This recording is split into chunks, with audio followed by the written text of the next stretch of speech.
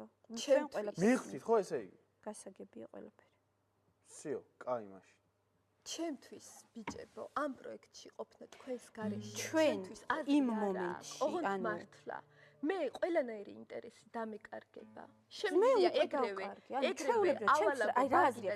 მე ამ პროექტში უკვე გამარჯვებული ვარ.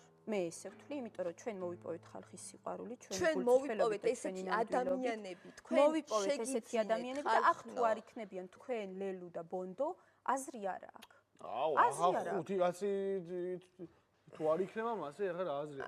თქვენ და ლელუზე არის პირველ რიგში საუბარი ამ მომენტში, თქვენზე და ლელუზე. შენთვის როგორ არის?